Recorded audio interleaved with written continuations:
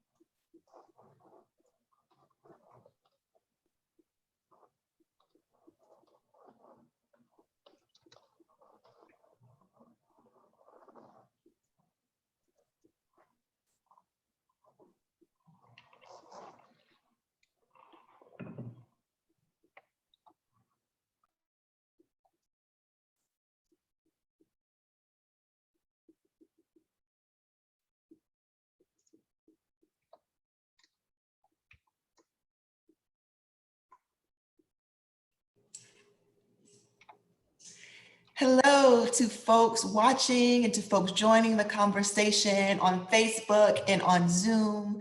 We are so glad to virtually see you all, and we will begin in just one moment. So stick around with us. And while you're sticking around, share the post so your colleagues can see, and we look forward to starting the conversation in just one moment.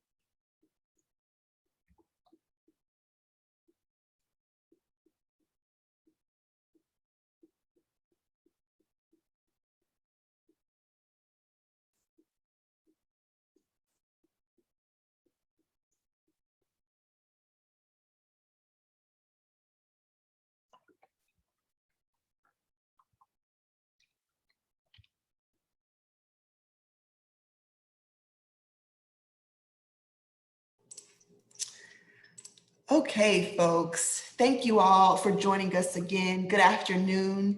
We could not be more thrilled to virtually welcome you all and to virtually see you all.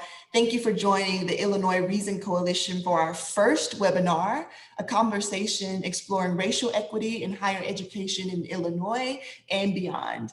My name is Maya Emerson. I serve on the Educational Opportunities team at the Lawyers Committee for Civil Rights under Law. And I have the pleasure of working with the brilliant community-centered education advocates and experts that make up the Reason Coalition, who you will learn a little bit about later today.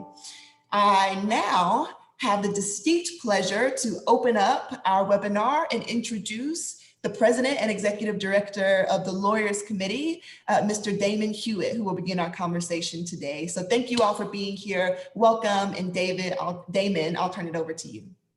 Thanks so much, Maya and colleagues. Thank you all in the audience for joining us today for what I hope will be a really informative and insightful conversation. The Lawyers Committee has been proactively engaged in fighting for racial equity in higher education for a number of years. Just most recently, we've been active in the fight for diversity and access at private institutions like Harvard and Yale, but also state flagship institutions like UNC Chapel Hill and also the University of Texas at Austin, the school that keeps on giving in terms of the fights about access and opportunity for students of color, who represent such a small portion, but yet find it so difficult to get in and increase those numbers. And we also face these battles about access through litigation. We also recently settled a decade-and-a-half-long lawsuit regarding educational opportunity at Maryland's 4 HBCUs, which were deprived of opportunity through duplication of programs, and lack of resources. But when we look at the big picture, we know that the future for this work is really more than about litigation. What we really want to do is reimagine what the work could be, reimagine how the civil rights community writ large, working in hand in hand rather, with community partners, can actually take a new approach to advance racial equity and opportunity in higher education, because we know this is a decades or generations long problem.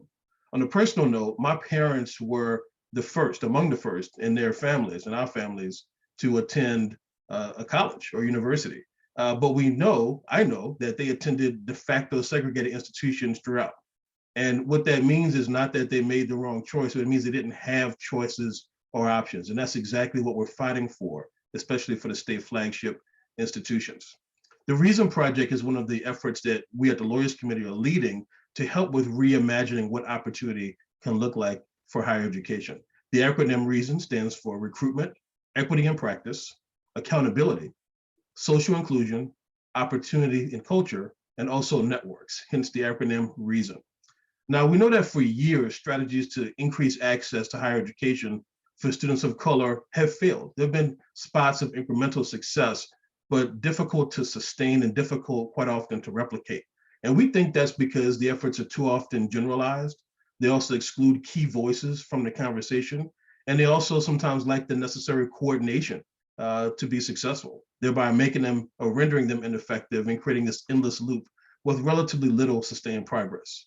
The Reason Project actually brings together new stakeholders in the conversation who have a genuine commitment to racial equity, specifically racial equity. By bringing in fresh new perspectives, we believe this project will be able to identify where past efforts have fallen short and also create meaningful and substantial alternatives for improvement at the state policy level and also at the individual campus level as well. We believe that the Midwest is a particular region of opportunity. We're finding an openness and willingness of partners across the community to be in dialogue, stakeholders in organizations and also academic institutions as well. We're looking for inclusive multi-sector based, state-based coalitions in states like Illinois and Ohio. And today, of course, we're launching and announcing the work in Illinois with the partners we have on the line today and their academic institutions as well. Our partners are centering student and alumni leadership, civil rights leaders, education advocates, policy experts, business leaders, and grassroots leaders. All the types of stakeholders who would make sense to be in a conversation, but too often are either not in conversation at all, or certainly not in conversation together in a sustained way. Our target audience for the project includes individuals at the university level, other community leaders, and also state administrative offices and state legislative leaders. We need the policymakers to actually hear what these stakeholders are saying and to work hand in hand with them to make a difference and make a change. Today's conversation will examine the current structural barriers to racial equity in higher ed from the eyes and perspectives of our team at the Lawyers Committee and also our partners in Illinois. We'll look at what Black and Brown communities in Illinois are facing and also to some extent nationwide. We also have some lawmakers on the line with us today as guests who will discuss recent legislative successes that they believe will transform the education pipeline in Illinois, thereby providing more opportunity for Black and Brown students. In particular, the Learning Policy Institute and the STEM Push Network will discuss promising new policy ideas that can expand opportunities for students of color. And we're thrilled to be joined by student advocate Jaden Brown, whom you'll be introduced to shortly, who will spotlight together the exceptional work that a group called the Young Invincibles is doing. So this intergenerational, if you will, this multifaceted, multi-sector coalition is coming together to prove that we can actually turn a corner and make a difference. I thank you for joining us today. I'm proud of what they're doing. I'm proud of what we're doing, and I hope you'll be impressed by it and also join us as well. Thanks again. Look forward to a great conversation. Thank you, Damon. And at this time, a really quick housekeeping note for all of you tuning in through Zoom or through Facebook. Please, if you have questions, comments, you want to interact with our panelists, please feel free to do so in the chat throughout the conversation. At the end, we will pool all of your questions and have a Q&A session with our panelists. So feel free to interact. We want to hear from you. We want to hear your questions. At this time, I have the distinct honor of introducing our diverse multi-sector panel at the Reason Project. We love to bring together voices who all care about racial equity, but come at it from different angles. And so we're really thrilled to present this panel to you today. And on it, we have some really special folks, including Illinois State Representative Carol Ammons. We're thrilled to have her here. We also have a representative from the Illinois State Senator Kimberly Lightford's office, Mr. Tavion Johnson, who serves as senior advisor. We have some incredible folks at STEM Push here with us, Ms. Jan Morrison, who's the founder and senior partner of STEM Push Learning Ecosystems. One of our incredible Reason Coalition partners, the Young Invincible Midwest, is represented on our panel today with Mr. Troy Alim, who serves as engagement manager for Young Invincibles Midwest. We also have Ms. Anisha Badranarian, who is a senior advisor at the Learning Policy Institute. And last, but of course not least, we have our incredible student advocate, Mr. Jaden Brown, who's a student at the University of Illinois, Urbana-Champaign, and he's interning with the Reason Coalition. We call him our student advocate. Last but not least, I'll introduce your moderator for this portion of the webinar, Ms. Marie Bigham, who has been an MVP of the Reason Coalition since we've started. Marie is the founder and executive director of Accept. It's called Admissions Community, Cultivating Equity and Peace Today. Forgive me, Marie. And at this time, I will turn it over to you. Thank you all for joining again and welcome. Thank you so much, Maya. I'm so honored to be here today and to be a part of the Reason Coalition. I'm based in New Orleans and we're experiencing some pretty intense storms at the moment. So if you hear thunder, that's what it is. But I am an Illinois native, grew up downstate in Belleville. And so this work is deeply personal to me. And I'm thrilled to be here and thrilled to engage with all these folks. So we're going to start off our conversation today talking about the policy landscape. Then we're going to talk about student advocacy, and we're going to talk about some of the creative ideas that are out there right now. And we'll open up to some questions and questions from you all. So please remember to put those into the chat. So we're going to start today with Representative Carol Ammons talking about the policy landscape and what we can expect. So Representative Ammons, thank you. Oh, hi, I'm sorry. I was going to text somebody. I didn't realize I was going first. Well, hello to everyone who's on this call, to all the panelists. It is a pleasure to meet you, as well as to all the attendees. I hope that something that I can share will help your work going forward. And certainly to all of the advocates who worked with Leader Lightford and myself on this important legislative measure that we started. And I said started because clearly we have not finished or completed our task. And so I say good morning to all of you. I'm also very, very happy that we have so many advocates on this call. I'm actually inspired by that because the work that we do in the policy realm is messy and ugly. And sometimes the legislators kind of, feel a little discouraged, but I am so encouraged by all of you and your work and advocacy around this very important issue. And to the hosts with the Lawyers Committee for Civil Rights under law and the Reason Project, I'm really happy that this is a central focus for you and that you are looking at the landscape in the appropriate way, because we know that without a education, and certainly you can put it there, but if people can't access it, what difference does it make? And so I'm very, very happy about the work that you all are doing. I am not going to pretend to tell you how the landscape of all policymaking is. In Springfield, I can tell you that it's an ebb and flow kind of process, right? What we, meaning the Illinois Legislative Black Caucus, engaged in, which is not a short-term project, but really a long-term project, is really trying to deal with the underbelly of systemic racism in all of the issue areas that impact the lives of people of color, but more specifically, our constituency as the Black Caucus is Black people in the state of Illinois. And sometimes that can be a challenge. And I'm going to keep it real with you all because the anti-Black sentiment makes it very difficult for us to do our work. The killing of George Floyd really highlighted that point. Let me just share with her to call my staff. They're calling me. So that point, it shows up everywhere. So it's not just in a person's individual life, but it is the result of decision-making that happens in state legislative houses across this country. And as we are watching the attack on voting rights, that is a consistent theme that we experience. And so as a result of George Floyd's murder, our caucus got together under the leadership of Leader Kimberly Lightford, and she said, hey, what are we going to do? Because in reality, this is so unacceptable what our communities have been experiencing under the criminal justice space. We need to act. We came out of that meeting with the solution that we would act across issue areas, not just dealing with policing, not just dealing with criminal justice, but that we needed to incorporate all of these other facets of life that are negatively impacting Black communities across our state. And that's how we came up with the 4 pillars.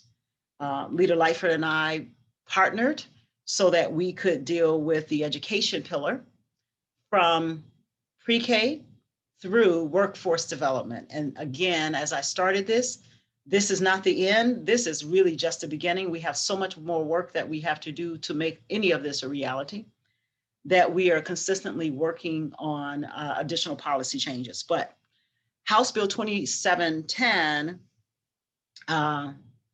actually, let me back up. The House Bill version, which was 2140, wasn't it? I just lost the number altogether. You help me out there if I'm remembering the numbers all wrong, but the number's not important. What it did is most important. So let me just go through what I interpret the important moment to be. So in that moment of, I said it wrong, but it's on my paper, right? 2017, that's correct. In that moment, we were looking at an educational system that is extremely available, but not extremely available to Black students, whether it be for the cost or the historical reasons, like in the words of Toni Morrison, she said, the pursuit of a liberal education and the pursuit of the arts and sciences cannot be simply about husbanding beauty, isolating goods, or making sure enrichment is the privilege of a few. The function of a 20th century education must be to produce humane human beings, people that care about other people. And the people on this call represent that philosophy. So we started looking at the loss of access and freedom in education for our students that goes all the way back to the separate but equal doctrine. And because this historical framework is in front of us and playing itself out in our modern day time, we had to look at how we can get underneath all of that. And so all of these bills dealt with this whole concept of what the separate but equal doctrine did, which didn't put resources into the hands of Black students in 1954. And we didn't see the resources in the hands of students in 2021, which really spurred us to action in the educational space. And so in the passage of this bill, this was very difficult because, as you know, it has many, many sections that cover a breadth of items in that, including workforce development is in there. And I'll share with those who may not have looked at the entire process, but it deals with early child education because we learned through our subject matter hearings that children in EI who turned 3 were not able to continue to receive services until the next school year. So there was a gap that presented itself in early childhood that really needed to get them into a good foundational process. And so we started with early childhood and put provisions into the bill to deal with early childhood. We also put provisions into the package that deals with primary and secondary schooling and how students are to at least advance in coursework. You know, the things that we learned in some cases, our subject matter hearings, both the leader and I were both, in some ways I would be so upset on one hand, and on the other hand, she would be crying because it was so discouraging to see what the landscape looked like for us at that time. But I think the package that we put together under HB 2170 will deal with many of the provisions that students were experiencing, including their families. And our goal was to correct the wrong that took place in this 1954 movement and the lack of access to higher education on par for Black families across the state. So we established a particular point that really kind of drew our attention in the higher education space, was specifically for Black males. We saw that in our MTI program that we just didn't have enough Black males to become teachers that could then translate that experience over to other Black students, and specifically Black males in the classroom. I am lucky to have a brother who's a principal who was also a teacher in a class, as well as a sister who's a teacher and now a principal in schools that work with Black students who are struggling. And so it is critical for the work that they do on the ground, and we needed to put some enforcement and some dollars behind our commitment, which is what we did in the higher education space. And just to round this up, the workforce development space in House Bill 2170, the workforce development space was all over the place. We have 13 agencies responsible for some aspect of workforce development. But when we went to try to bring together the data around how workforce development can become a little more cohesive and streamlined, and that we could access the data necessary to see if our workforce development initiatives were working, that didn't kind of manifest as much as we wanted it to. And so in this bill, we required a feasibility study, for which I have received, and I'm very, very happy about the feasibility study that we worked with our state agencies to compile. This feasibility study really leans in on the diversity of agencies that have some aspect of workforce development, but no one agency is truly responsible for the success, the employment, the tracking of workforce, and the growth of our constituents in the workforce space.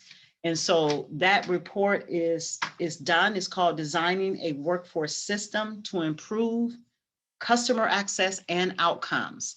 That's the name of the report that was done by our friends at the Illinois Workforce Innovation Board, ICCB, IDES, IDHS, and Illinois Department of Commerce got together and really did an amazing job as a result of our bill to do this workforce study, which will then move us to the next phase of our work, which is then to really hone in on some changes when it comes to workforce. I will say, finally, 815 is the bill that, Senate Bill 815 is the bill that we passed in this spring session. It's the trailer bill to our original bill, which establishes the Commission for Higher Education Funding. That was probably harder than I thought it would ever be to get that commission done. We did get it passed, and hopefully the governor will be signing 815 really soon, so that we can kick off the commission that is going to be responsible for really looking at the landscape of higher education and how people access it or don't, what resources are provided to some institutions and not others, what would be needed to make sure that our students can not just go to an institution, but actually successfully complete and enter into the workforce. All of these are part of the initiatives that we wanted to arrive at by doing the legislative policy work. I believe 100% that the conditions of the Black community are all driven by policy. They're not haphazard. They're not individual decisions. They are policy decisions that people have to grapple with and therefore make individual choices from there. And I believe that if we change the way that we do policy that impacts the lives of individuals, then we can change the outcomes for those individuals in a sustainable and a positive way, as opposed to going from generation to generation with an economic forecast in the Black community that puts us at the bottom of the economic ladder across every single issue area. I would like to see that change. So with that, I hope I have not gone too long. And I do apologize in advance. I'll have to jump off a little earlier than what was initially scheduled, but I will definitely stay on as long as I can to try to answer whatever I can answer for all of the great participants and the panelists that are here. So thank you so much, Ms. Marie. Thank you so much, Representative Amons, and thank you so much for this incredibly hard work and for making this happen. I have a gazillion questions, but we'll get to the next panelist. Thank you so much. Thank you. Next, we'd like to have Mr. Tavion Johnson, who is a representative of Senator Kimberly Lightford's office. So, Mr. Johnson, thank you. How you guys doing today? Good afternoon. My name is Tavion Johnson. I'm the Senior Advisor to Senate Majority Leader Kimberly Lightford. I would like you guys having me today. She would love to join this meeting. Unfortunately, she was a little bit under the weather. I wanted to take the lead on that so it all doesn't fall on me because she's a pillar in this legislation.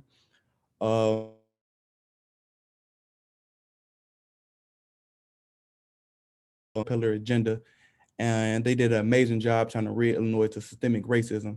And just for the education pillar, education and workforce development pillar, they had 8 hearings over 30 hours to make sure they had all the advocacy groups and all representatives from community members and everybody to make sure they had their opinion on this legislation and make sure it was the best legislation it could be in the time that they had. So today I will be talking about a little about the higher education and how they had initiatives such as increasing the science laboratory years 2 years and things of that nature. So House Bill 2170 is a step toward ridding Illinois of damaging policies and procedures built into our state's systems and laws of government that have created deep inequities and opportunity gaps in education for Black students. In order to help those students prepare for higher education, the measure takes concrete steps to ensure Black and other marginalized students have the same opportunities to get into competitive colleges and universities as white students. It requires 2 years of laboratory science and a foreign language or sign language to graduate high school. Many of these prestigious schools, colleges, and universities, including the state's flagship University of Illinois, require foreign language and incoming students. To address similar inequities, one course with an intense focus of computer literacy, helping young adults of every background succeed in higher education. High schools must offer at least one elective computer science class as well. Our children should be, I don't have any children, but many children should be graduating high school prepared to be productive adults, and starts with what will require them to learn. It's kind of baffling that Illinois doesn't require every school to have a foreign language degree, and most flagship universities such as University of Illinois require their students to have a French or Spanish class to be able to get into their university. So also they have to ensure automatic enrollment students that next level advancement coursework. So they want to make sure that these students that are excelling in high schools to be better prepared for colleges, so they can start taking college courses in high school, which any student that should be already excelling in school should be able to do already. This helps all students have access to courses that will prepare for colleges and administrations as long as they pass a preceding course. At the state's public community colleges and universities, the measure supports finding more race, conscious, and equitable ways to fund higher education for lower income students. Also changing AIM higher requirements helps more students and less wealthy colleges like Chicago State University to qualify for AIM. So this means more, so basically the state matched less school universities that can have less funding to match the university, the states what they're provided, and they're able to match their funding more and be able to pass out more scholarships to disadvantaged students. The best way Illinois to help to ensure these policies are being implemented is to educate themselves on this legislation and make sure that these school districts are implementing these new requirements. I want to talk about that with doing this legislation, Representative Ammons and Leader Lyford wanted to ensure that our state agencies were on top of this issue, so they made sure they had report dates. So some of the such as the feasibility study, like Carrie Emmett said, she received that report date on May 1st. So we also have other report dates that we were going to be getting from the governor's office, ISB, from the Inclusive America Commission that's due on December 31st, 2021. So that commission will ensure that our history is part of American history. So it could talk about Juneteenth that just passed. And just things such as past slavery, like Jim Crow laws, things of that nature. So you have the professional review panel that has to do their due date on December 31st, 2021. This panel will review adequacy target calculations, racial equity, and whether the funding goals are sufficient. We also have the P20 Council, the COVID-19 recovery recommendations. They're reported due December 31st, 2021, but actually they have provided some recovery recommendations already, which kind of choreograph what school districts should do with the funding that the federal funding that they receive, which was awesome. So they could use that for increasing teaching staff, providing students longer school days, tutoring, intervention service, potentially that was in the House Bill 2170, other things of that nature that falls under this bill. You had the Illinois Community College Board, agency, they had a report due in 2 years, actually a year from now. And that report we would do community college to submit and plan English and math requirements. So basically they will have to submit basically requirements for what students need to have when coming into the school, so they're not put behind. So many of our Black students, when it comes to these community colleges or even universities, they have to take in similar terms remedial classes and then put them behind longer than they need to be. So they end up doing more than 2 years at community college and 3 years, or more than 4 years at universities in terms to 5 years, because they had to take so many initial classes to be able to get ahead or get to their required classes for that university. So also this bill did establish task force and commissions. So like I stated, Inclusive Mission History Commission, with their due date is December 31st, 2021. This commission will be available resource to school districts and reflect the racial ethnicity, diversity of state and country. The commission will develop recommendations for guidance, tools, and professional development to support this curriculum. So actually this they are actually working on pushing back this due date because they want to make sure that our history is not rushed into the until our school's history books. And also you have the Whole Child Task Force. This task force will establish the equity, staff, and inclusive and supportive environment for all schools and students, requires development of definition and recognition of trauma responsible schools. Additionally, it will provide a recommendation on the best data to be collected for full, accurate understanding, inclusive and trauma responsible practice in Illinois. So this report actually is due next year as well. So they will have to provide this information for our youth at the beginning of next year. And also I wanted to touch a little base on what Representative Ammons spoke on, which was how Senate Bill 815, I believe. That bill was to ensure that it was fair funding, so our universities that service low income students. So we wanted to make sure, they wanted to make sure that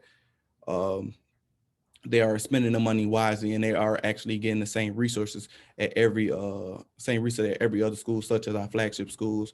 So ensure that our Black students are receiving the quality education that they deserve, such as their white peers. I think that's all I had today. If Carrie Emmons can join, I'll do my best to answer the question that you have. I want to thank you again for having me. I hope I didn't go too fast. I was trying to get through all the information, not take too much time, but thank you so much for having me. There we go. Thank you so much for joining us. Appreciate that. Next, we're going to have our student advocates. Student voices have been absolutely critical in this entire. It's been such a great opportunity, I think, to hear so much from students and student advocates about why this work is so important. So we'd love to have our two student advocate representatives speak now, Troy Allen and Jaden Brown. Thank you. Thanks, Marie. I'll go ahead and get us started talking a little bit about student advocacy and student voice. And then I'll turn it over to Jaden to kind of talk about how my organization, Young Invincibles, is working with the Reason Coalition and some of the work that Jaden and I have been doing and plan on doing moving forward. But just to let y'all know who Young Invincibles is and who I am, my name is Troy Aleem. I am the engagement manager for the Midwest Office of Young Invincibles.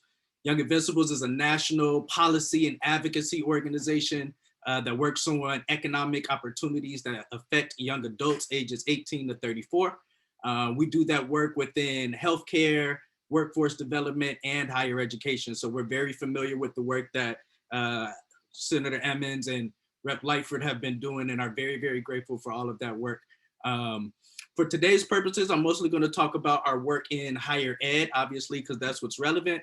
But really, overall, student advocacy is a bit universal in some very basic aspects.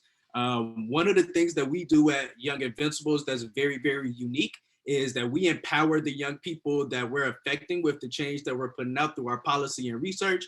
We're empowering them to use their voices and lead the changes that we want to see. And one of the reasons that we do that is because we believe in the power of storytelling. We believe that folks who are going through the experiences, the folks who are in real life solving and dealing with the challenges and barriers that we're talking about in this room and trying to address, well, they are probably the experts, right? They probably know for sure how to get exactly what they need, especially if they're successful. But even if they're not, just sharing their story and their experiences, we know is very, very valuable. One of my jobs as the engagement manager is figuring out how to engage young adults in our work, right? But it's also kind of figuring out how to bridge the gap between policy work and advocacy work and organizing work. A lot of times when people think of policy versus advocacy or the relationship between the two, organizing and advocacy is kind of responding to the needs of someone in the moment. Whereas policy is trying to take those needs, expand them out to the needs of a community and creating policies and processes that ease those barriers and challenges, right? And so there's this long-term versus short-term kind of relationship between policy and advocacy. And I think that's what's so important to hear from young people and especially student advocates. They're the ones going through these situations, navigating every single day and figuring out how to overcome and get over these barriers. And they're reacting to the situations and scenarios that are presented to them currently, right now, and not necessarily what was presented when whatever policy they're navigating against was created. And so this is an opportunity to really let young people kind of lead those conversations since they are the experts. And one of the things that we've learned as well in terms of the power of storytelling, you know, representatives and lawmakers, they're having conversations with issue experts and getting access to all sorts of data every single day.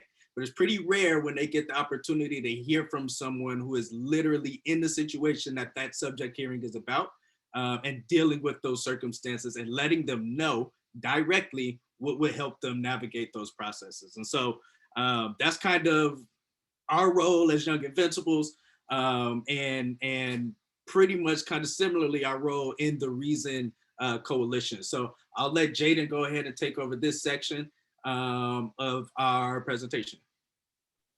Yeah, for sure. Thank you for that, Troy. So to start off, I'll introduce myself.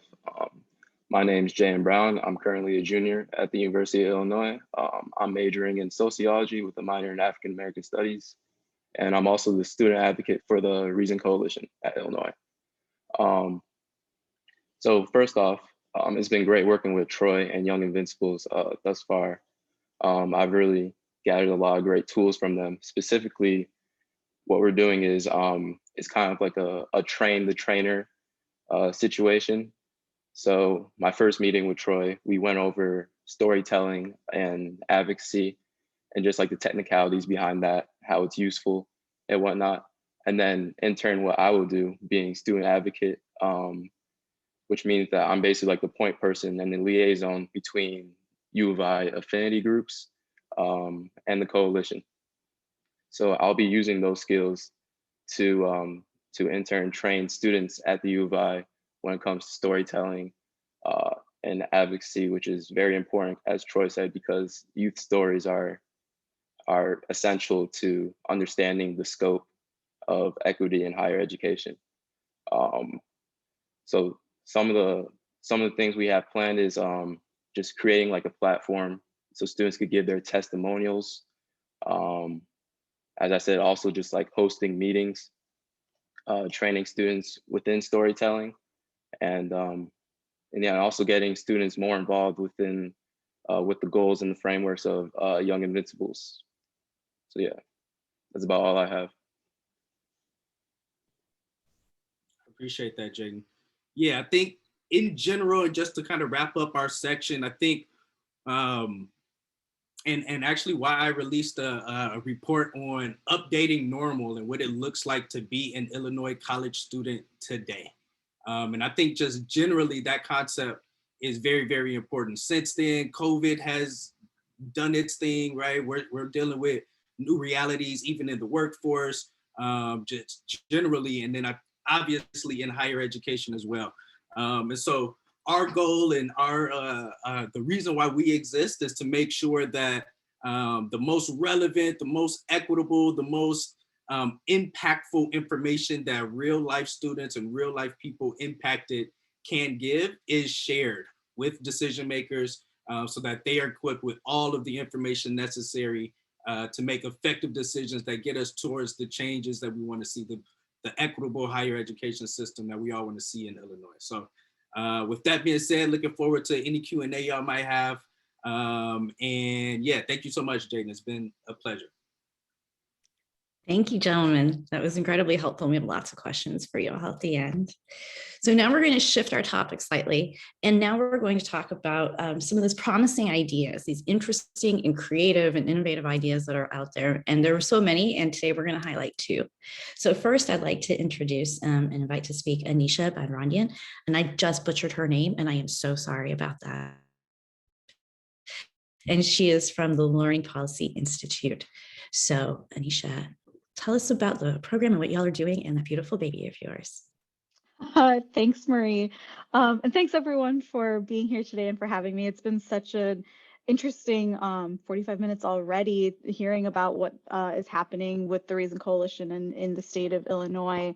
As Marie mentioned, I'm Anisha Badranarian. I'm a senior advisor at the Learning Policy Institute, where we really focus on evidence-based support for policymakers across K-12 and higher education policies. And so today I'm going to talk with you a little bit about one particular study that we've been supporting through our Reimagining College Access Initiative. The Reimagining College Access Initiative really focuses on support using performance assessments as a way to support more holistic and equitable admissions processes. So I'm going to talk through some of that for just a few minutes with you all today. I'm going to share my screen and just have a few slides just for to give you something to stay grounded in, since sometimes the content can be a little intense. So hopefully folks can see my screen, and I am going to go into presenting mode.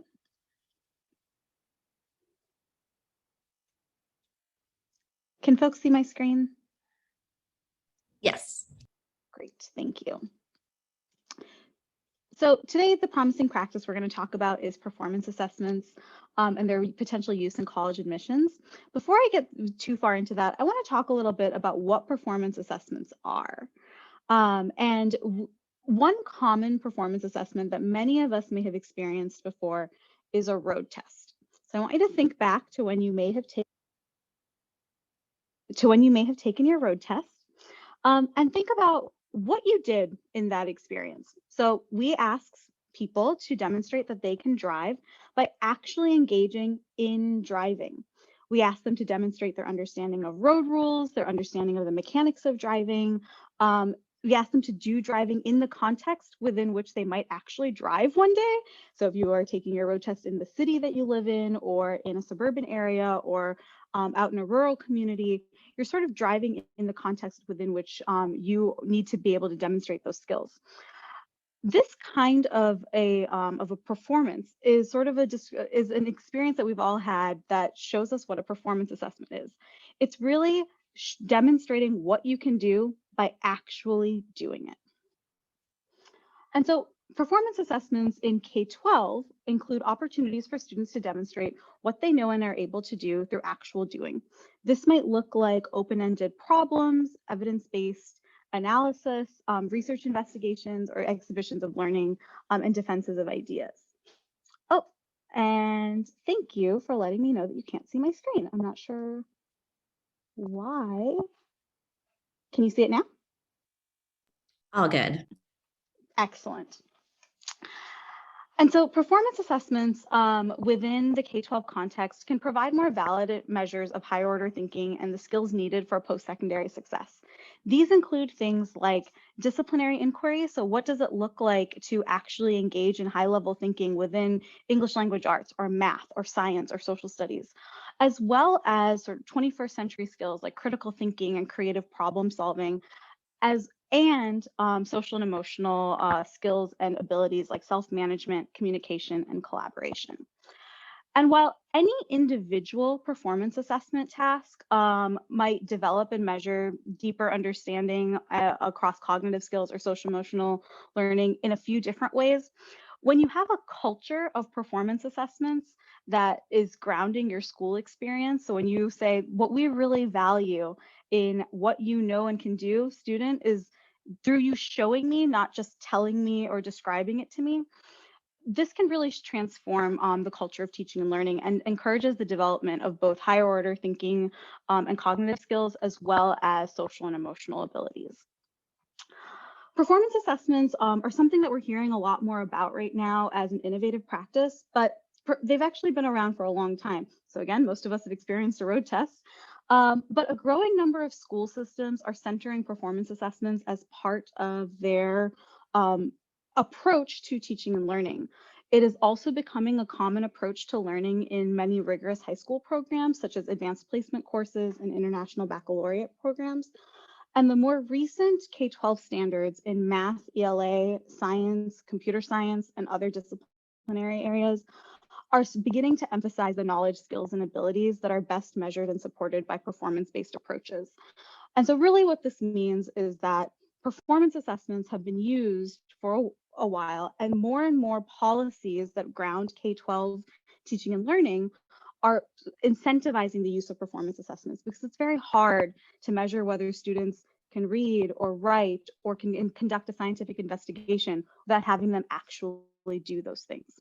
So when you think about performance assessments, we generally see them in K-12 in three primary ways. One is curriculum embedded assessments. And so these might be things that are happening as students are engaged in learning in the classroom in K-12. This could be a research investigation, it could be a paper, it could be an open-ended question on an otherwise selected response kind of test. But these are things that are happening part and parcel of the learning experience. We also see K-12 performance assessments take the form of capstone experiences, which are sort of a culminating deep investigation that might go on over the course of days or weeks or months of a school year, that really gives students the opportunity to bring together lots of different thinking into one project. Or student portfolios, which ask students to pick artifacts that they have developed over the course of their educational experience to say, this represents my learning. This is what I have done to show you that I can meet whatever competencies have been set as expectations. And these types of performance assessments have been increasingly used to support advancement and meeting the demonstration of expectations within K-12 spaces. What I want to show you today is some evidence that this can be really powerful as part of a college admissions process as well. So what we're seeing is that there are innovative schools that have found that performance assessments strengthen teaching and learning. Many colleges that we work with through the Reimagining College Access Project want to illuminate more effectively what kinds of knowledge, skills, and abilities students have. And so they're wondering if we are able to use performance assessments to do so. And so finding the bridge between K-12 performance assessments and higher ed admissions is really key for us. To describe one way that this might be possible, I want to do a little deep dive into a relationship between the New York Performance Standards Consortium schools and the City University of New York. So the New York Performance Standards Consortium is a set of 38 schools in New York State that back in the 90s received a waiver, and they've received several waivers since, to be exempt from the state's Regents exams. They're standardized tests for K-12, with the exception of one of them. The diversity within the consortium schools is reflective of the diversity of New York State as a whole. And since receiving these waivers, these schools have really taken a performance assessment approach to the ways that they teach and learn and assess student learning. Students complete a capstone at the end of each of their high school years. They create portfolios of their performances over the course of high school. They do so across content areas, and they actually culminate all of their learning through oral defenses in addition to their sort of written exams. The New York Performance Standards Consortium has really taken seriously this idea that through performance assessments, you can build really, really valid and rigorous evidence of student thinking. And they've done so by focusing on disciplinary criteria for inquiry within each of those disciplines, and for giving students an opportunity to really reflect and demonstrate over time their learning. Students are asked to present and defend their ideas to a jury of scholars and peers, and that includes both people within the school system as well as external experts who may be brought in from the community. And this has led to really strong outcomes for students across the board in high school and in college. So what you can see here is the kind of rubric that shows what students are held to in these kinds of performance tasks. And you can see that there are things like, can students contextualize their research in science? Can they engage in critiquing experimental design and collecting, curating, and organizing and presenting data? These are things that are very difficult to assess outside of a performance-based approach, but really demonstrate how deeply savvy students have become with their content in a way that might be challenging in other assessment measures. And so the New York Performance Standards Consortium has developed over time a relationship with the City University of New York. And so a promising practice that LPI had the opportunity to partner with some of our research colleagues in New York to elevate to the field is using those performance assessments as a part of the admissions process.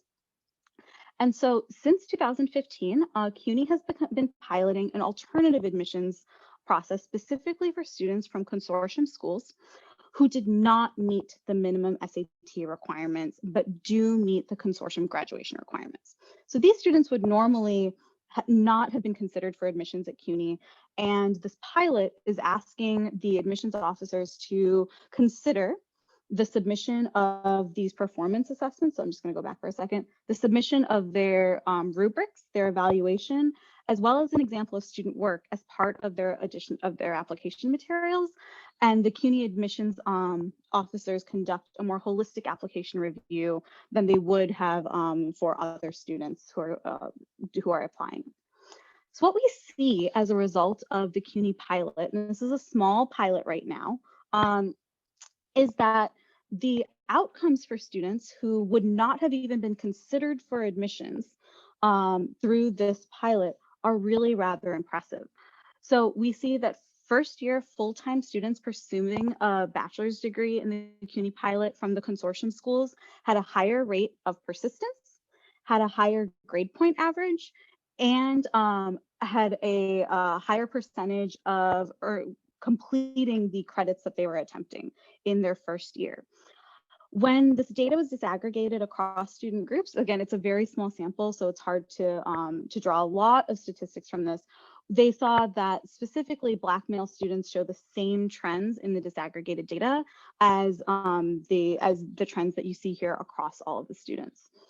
And so this to us feels really exciting and promising. A lot of times we hear that performance assessments are something that very small private universities might be able to consider for some students, but it's something that is too hard and too unwieldy to be able to use in large public contexts.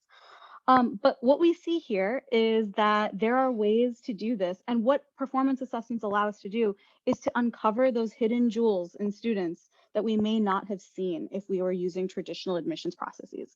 So the authentic learning and performance-based assessment culture and practices of schools like the New York Performance Standards Consortium schools actually contribute to enhanced equity and academic progress and outcomes for diverse learners. School-based performance assessments can be helpful components of holistic admissions processes, including at large public universities. Performance assessments can be catalysts for equity-oriented conversations in admissions. And valuing performance assessments that are part of an approach to and culture of learning in K-12 can be a powerful driver for equity in both the K-12 and post-secondary spaces. And so I want to thank you, and I'm really excited to participate in the Q&A in a moment. Thank you. And it's okay. We've all had those moments of crying on Zoom. It's been a long 16 months. Thank you so much for that, Anisha. And now we're going to turn it over to another organization that's been thinking about pathways to college in really creative and exciting ways. And that's Jan Morrison of STEM Push. Thanks, Jan. Thanks, Marie. And Anisha, it's just wonderful to hear what you're thinking about and what the Learning Policy Institute is, because it's a real on-ramp for what I want to talk about. Thank you all for inviting us. I am not going to use a PowerPoint.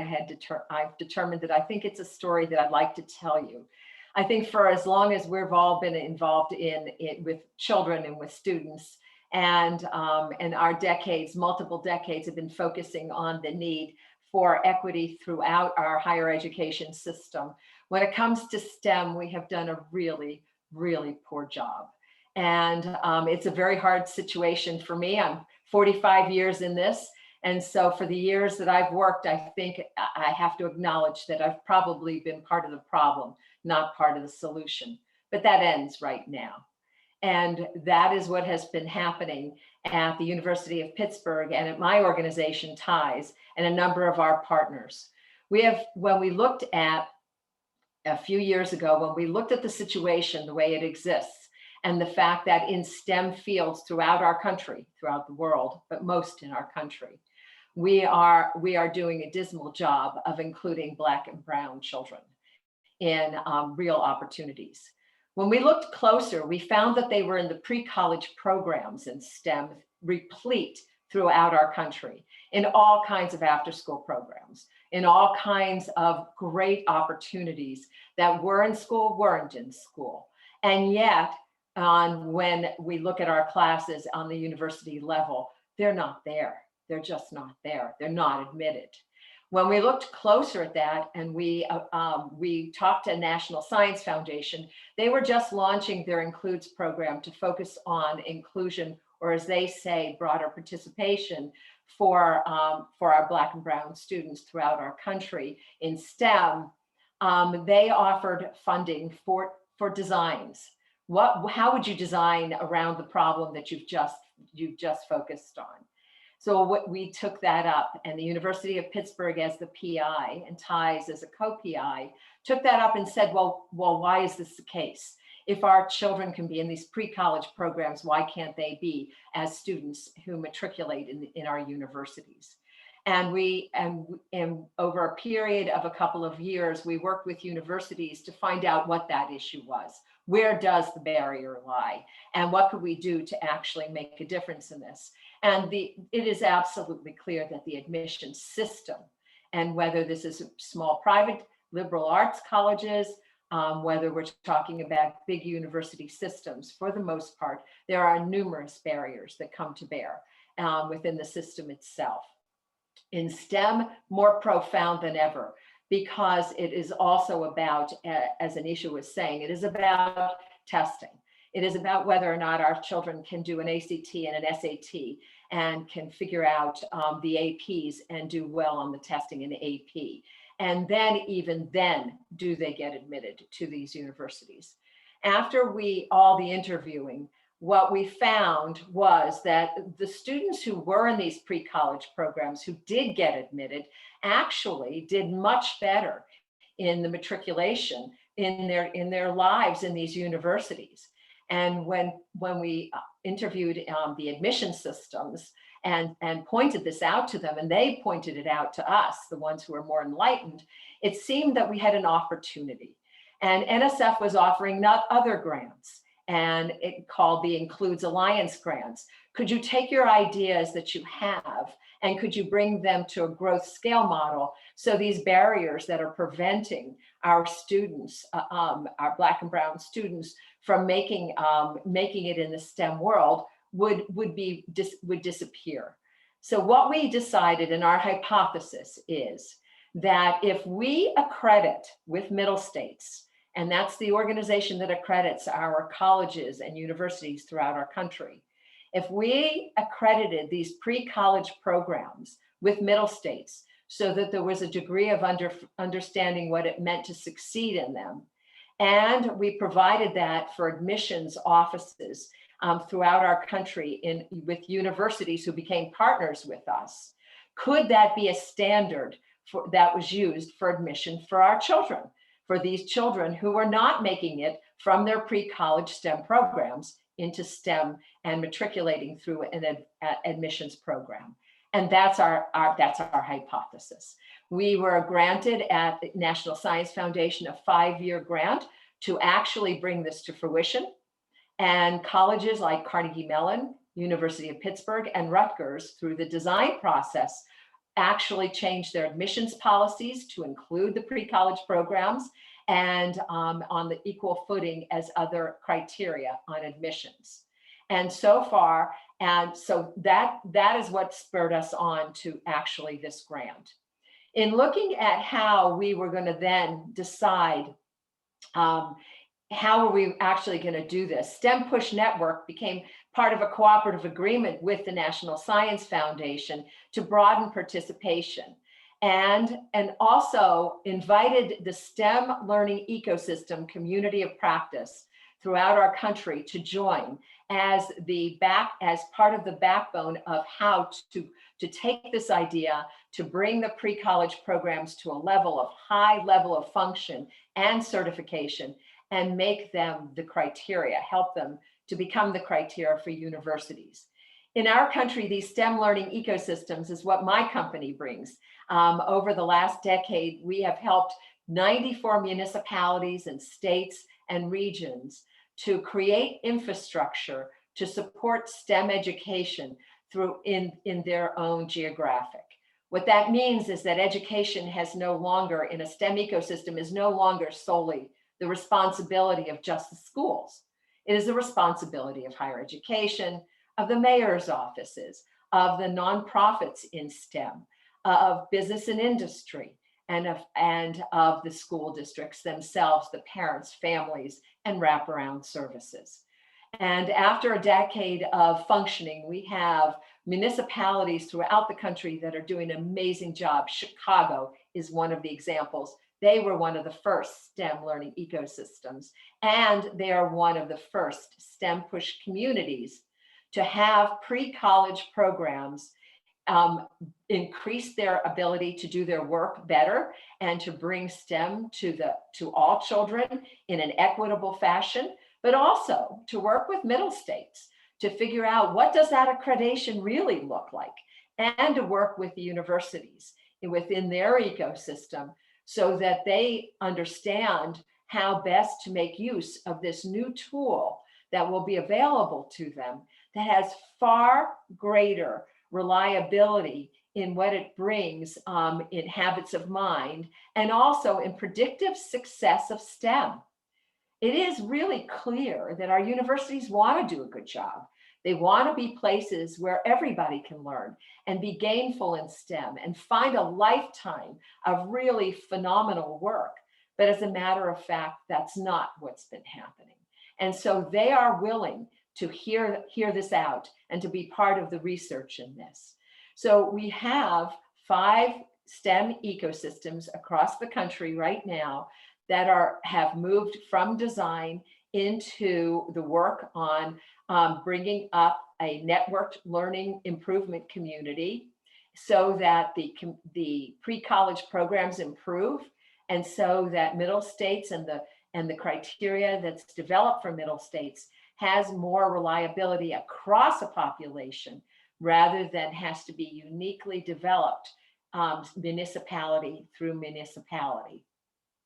We know that STEM Push is one of the Alliance grants in a family of Alliance grants that National Science Foundation has awarded. What this allows is that as this work, this research project, develops the way to bring this, to make this happen nationally, we have partners across the country that are asking very similar questions about broadening participation in STEM. And we can work to make sure that this is not a siloed research project that works on admissions, but is a more global vision of how we can finally break the back of systemic racism in STEM in our country. We know that STEM in our country is white, and that is just not going to work. We, at this particular project, has enabled the question to be asked, the right partners to be around the table, the ability for growth to be there and scale to be there. With the coming of COVID-19 and the pandemic, it was even more profoundly in our face that STEM was an issue. And we saw inequities that we knew were there, but were now unearthed. And in STEM, it made it even more important that our STEM Push network would work across this country. So we have great partners in the STEM learning ecosystem, great partners at NSF. We have partners that are part of the admissions committees across the country in universities and in colleges. We have NACAC, which is that National Association for both the college guidance people and for the deans of admission. It is our intent and our great hope, and we're on that path, that even next year at this time, if you were to ask us to come and to give you an update, that more and more Black and brown children were being admitted to really top STEM focused and STEM strong universities and colleges because they wanted to, and because they could demonstrate that they not only were capable of doing the work, but that they have been doing the work as a result of their pre-college work. Thank you. Thank you so much, Jan. That's awesome. Thank you. All of the speakers were so great. Unfortunately, Representative Amons had to depart, but so grateful that everyone else was able to stick around. Before I start with my questions, I'm going to keep it short. I would really strongly encourage folks who are participating and watching to put your questions into the Q&A. I wish I could answer all mine, but your voice is more important in this. The first thing, as listening to you all speak, something really stood out to me, kind of thematically. Everyone here on our panel has made or is making big, enormous change with creative ideas, with coalition building across spaces, with lived experiences, and with research and policy. That, unfortunately, is pretty rare.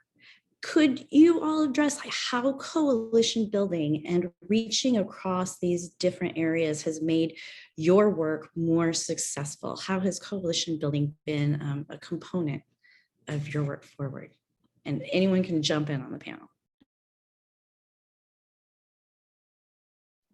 Well, I can speak from an advocate's perspective. Coalitions are everything, right? We can't, they're literally everything. We can't really do our work without coalitions. Not only do different groups of folks have access to different communities, different resources, But it's the same concept of having diversity in the workplace, right? When you're able to have so many great ideas and experience come together for similar goals, that just makes a more powerful entity. The other thing that I would say is when you're able to demonstrate how many different people can come together and benefit or are being hurt by any given thing, I believe that adds to the power of the message itself when you can reach across, maybe and it's coalition building 101, right? Finding similar self-interest. So from the advocate's perspective, it's absolutely critical. It's very critical to everything that we do. Thanks, Troy. Anyone else want to jump in with that? Anisha? Yeah, I'll jump in. I want to +1 everything that you just said, Troy. I think it's essential for this work. I think another thing that makes it so important in trying to shift these like huge policies and systems is that we're dealing with a lot of things that are extremely entrenched. And so getting lots of stakeholders at the table who have a shared interest here, I think is not like, it is so imperative to the work, and it helps us think about creative ways to engage a system that isn't always just taking what might be the most obvious sort of like direct path into the change as one can. So I wanted to add that I think that we're dealing with such complex systems that we need to have a diverse set of players at the table who will help us think through those systems in ways that will make sense moving forward. Thanks. Jan? Yeah, just real quickly also, I think it's a matter of mitigating risk, to be honest with you. I think over my lifetime, the times that I've seen that change that's audacious and as important as what we've all talked about stick is when risk was distributed. When you looked to your right, you looked to your left, and you had colleagues, and you looked behind you and you had somebody at your back. And therefore, not only did you take the steps to make the difference and to make the change, but you stuck with it. In our country, we rubber band back all the time. We snap ahead, we love it, and then, well, wait a minute, maybe not so much. And we can't afford that any longer. And I think that the coalition building is the dropping of silos and the building of interfaces that are so needed. No more silos, no more territoriality. It's owned by nobody, it's owned by everybody. And I think that's important. And you could hear that in today's panel. It's owned by everyone, it's owned by no one. I have several friends on this call right now and others who might be mortified by this. That sounds like something really good to get tattooed, because that seems like something that we all need to remember, like on a daily basis. Mr. Johnson, I'm really curious. You were at the forefront of passing this enormous piece of legislation. How did coalition building help you all do this radical work in Illinois? I think from a state level, it really showed all the support the Illinois Legislative Black Caucus received from outside entities, advocacy groups, and community members. It really showed that this legislation was not only for Black students, but for all students in Illinois. It didn't just say in the legislation that this is for Black students. It increased support to all students in Illinois. So I think that was important to show other general assemblies that this is not just a Black initiative, but this is a whole entire state initiative that we just want to be at the forefront of. I think that was the first thing, the main thing of it. Thank you. Anyone else want to add anything into this question? Yeah, just to build off what everyone said, it's just like, especially when you talk in terms of equity, like given the context of like the institutions and the systems in this country, it's not necessarily like a simple term. There's a lot of baggage that comes with that term. So so therefore, just having like a diverse set of voices and narratives is essential to getting closer to equity. So yeah. Thank you for that, Jaden, because that leads me to my next question just beautifully. And this is, I'm going to push this just a moment. One of the things I was so impressed by with this legislation, with the work, with all the things that you all are doing, is this very clear racialized perspective that acknowledges that the Black and brown students in Illinois, but certainly everywhere, have been systemically kept from opportunities, and that has generational impact. And yet we're also, it seems in this moment in our country, especially in policy and especially in higher ed, where having any racialized lens is an immediate shutdown. How do you all navigate? Like, first start by thanking you for not letting that go in a moment where it's, I think so many people are being pressured, right? So I'm going to start with that, but more so, how do you all continue that work with these outside pressures being pretty intense right now, especially in policy?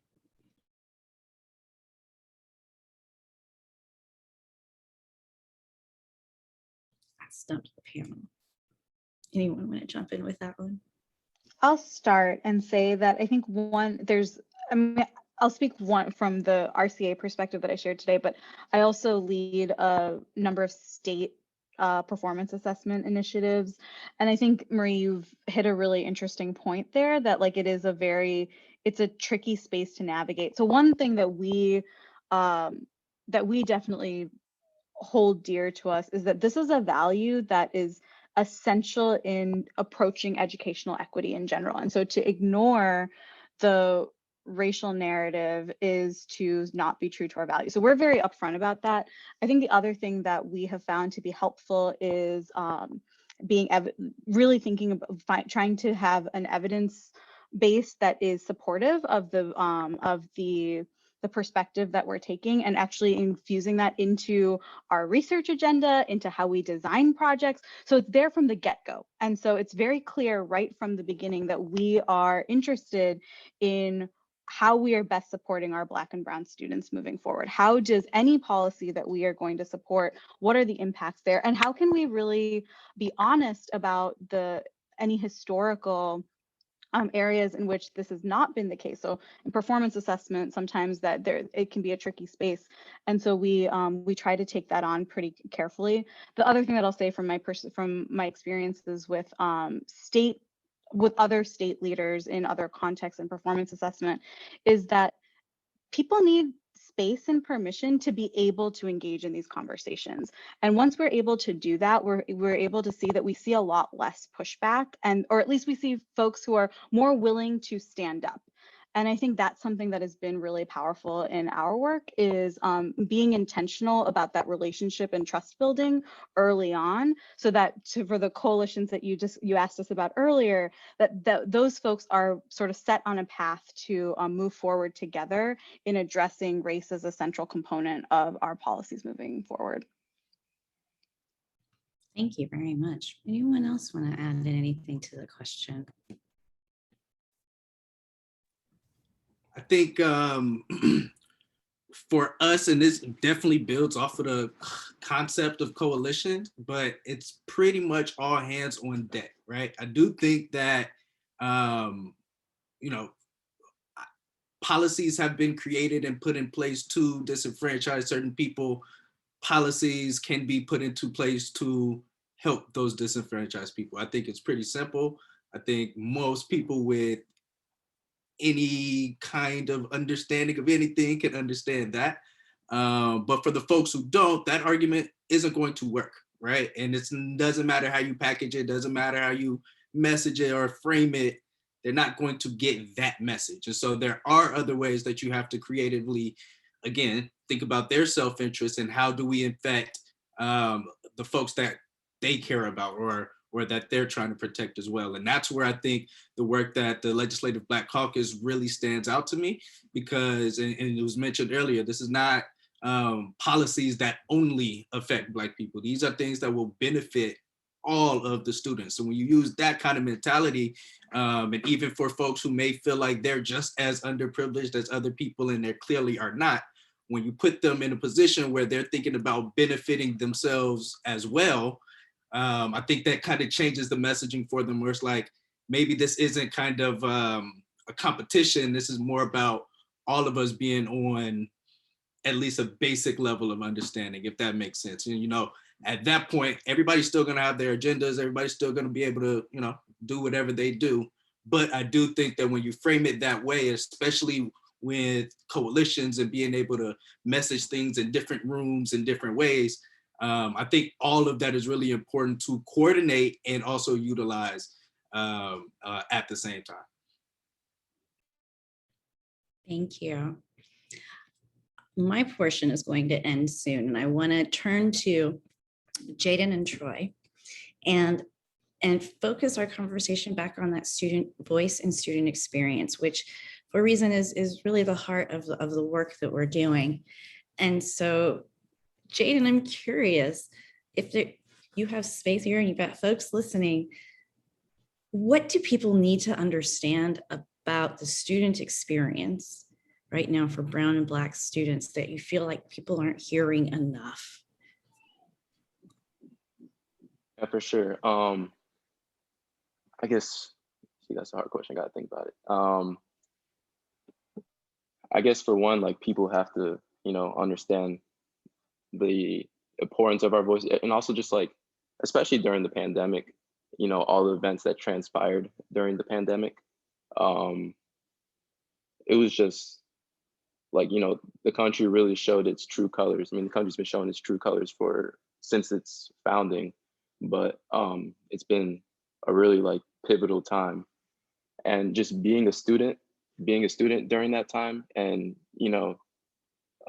with my organizations, just like hosting space for conversations around everything that's happening. I think what's really needed to understand is that, I guess it's my generation that is going to be like the catalyst for change and whatnot, and just overall, just the importance of student voices, especially at this point in time. How did you get involved with this kind of advocacy? What said to you, I am a student, I am, as an undergraduate, but my voice really matters? How did you find your path to that? Yeah, for sure. So I guess it started like freshman year of college. I got involved with some organizations such as Men of Impact, Black and Latinx Male Summit, and those weren't necessarily like advocacy based, but like it wasn't the mission statement or anything. But as I said before, it did provide spaces for BIPOC students to express their grievances, just safe spaces to talk. So that's kind of how I got my introduction, and then from there, it just opened more opportunities for me to get deeper into advocacy, such as getting involved with the Reason Coalition that happened through an organization I'm involved in at school. So yeah, it's just kind of been like a step-by-step process. Thank you. Troy, so you are someone who's been with Young Invincibles and really engaged in this type of work from a young age. How would you advise a young person, a student who is interested in having their voice on next steps if they weren't sure, if they weren't, Jaden, figuring it out? The first thing that I would tell them, if they're very, very unsure and kind of nervous about like joining a meeting or something like that, is 2 words: tweet and meet. So almost everybody that makes any kind of decisions, or at least outwardly facing, is making any kind of decisions. It's 2021, they have a Twitter page, whether it's ran by them or their staff or whatever it is. And tweeting works. If you engage them online, it's a public forum that you are asking questions on.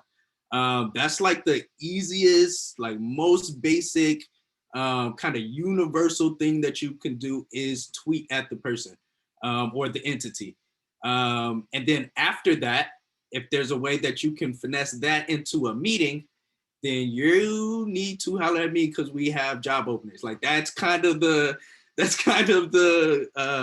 flow of it, right? Like once you tweet, express what you're feeling or what your thoughts are or what your question is to the person or entity that has the power to make a decision about it, all of a sudden the ball is now in their court, right? They can either ignore you, which is a bad look, and then you can get other people to say, hey, why are you ignoring them? Or they can respond to you and bring you through the process of how they make this decision, or what's needed, what information they need to help make the change that you're talking about. That's really the initial kind of way to do it.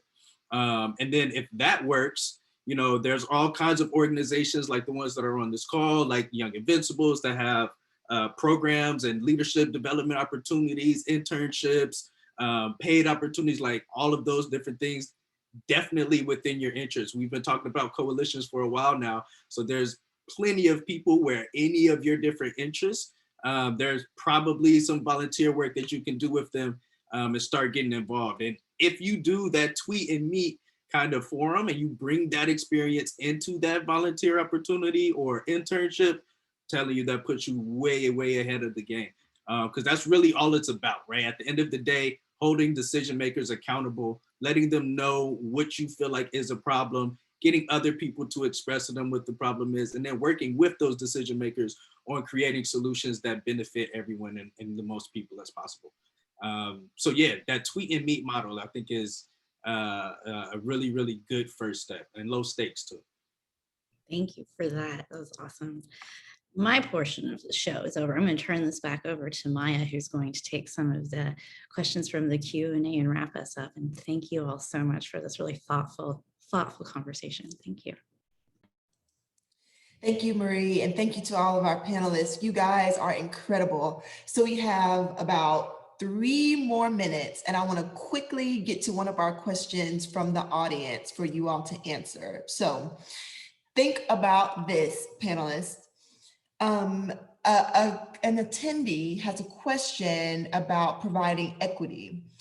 He says the challenge is getting people to understand that policy must change to provide access, because the access standpoint of equity and diversity is so much deeper than it appears.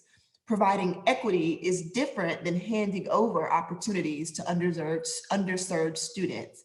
How do you differentiate those to folks who oppose policy change? I will read aloud once more. The challenge is getting people to understand that policy must change to provide access, because the access standpoint of equity and diversity is so much deeper than it appears. Providing equity is different than handing over opportunities to underserved students. How do you differentiate those to folks who oppose policy change? And whoever wants to jump in first, you are feel free to do so. I guess I could jump in on this.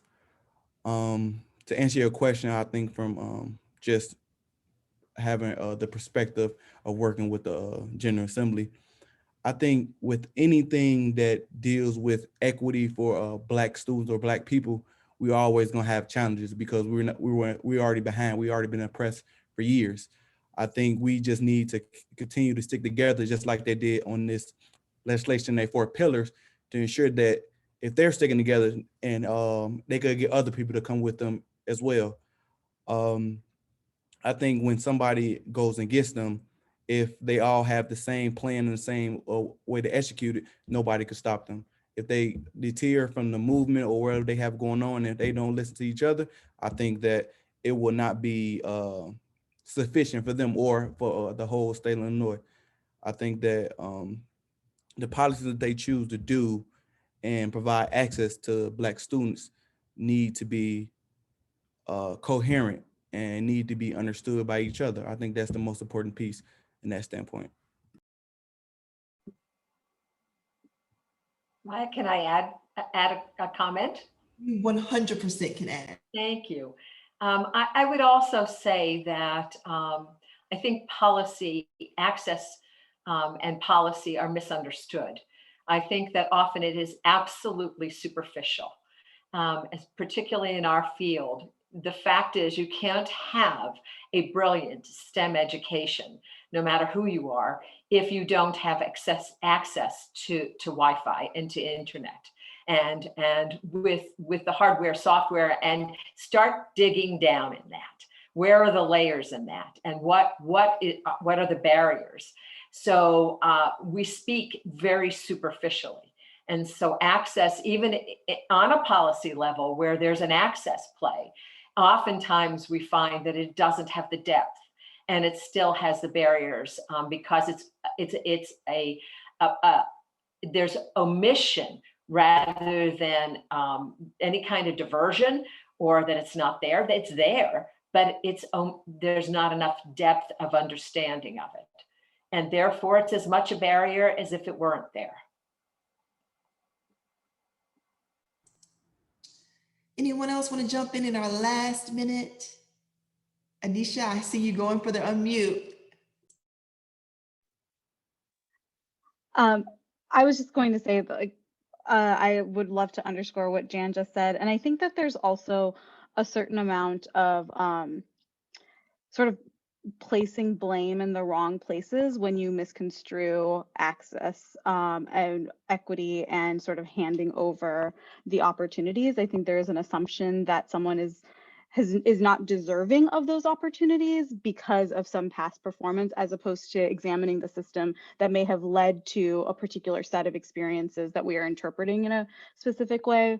And so I would just add that I think that that storytelling, elevating the examples where someone did question whether it was really the fault of the person who demonstrated something or the system involved and planned an intervention and saw a different result. I think those are really compelling stories to folks who may have had a set of life experiences that has led them to believe that everyone is on equal footing, and if you didn't get here, it's because you didn't deserve it. And so I think that those stories are really, really important to surface, and it really gets at the heart of systemic issues versus personal responsibility. And I think that's often underlying what the opposition is. So just wanted to add that. Thank you, Anisha. And thank you to all of our panelists for joining us today. We'll all give you a virtual round of applause. We appreciate you so much and all of your insight and your commitment to equity and commitment to your communities.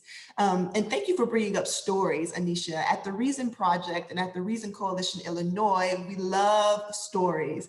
And so earlier today, I introduced myself as Maya, Higher Education Access Coordinator, and let me redo that. I'm Maya Emerson, first generation college student of color, Pell Grant eligible, fully Pell Grant eligible, from small town, from nowhere, right? And so it's important that I say that because we talked about these big policy ideas and what do we do about this advocacy, but it's also important to make sure we put faces to the folks that we're talking about. And so I hope as we all leave this conversation with these tangible ideas and good next steps, that we can also remember the faces that we're advocating on behalf of as we leave here today. So thank you all for joining us. There were a few questions in the chat about following up with some of our panelists. You'll receive a follow-up email following the webinar with email addresses and contact information and all of that good stuff so that you can follow up with our panelists and all of the excellent ideas and excellent work that they're doing. So thank you all again on behalf of the Reason Coalition, and we will see you next time. Bye-bye, everybody.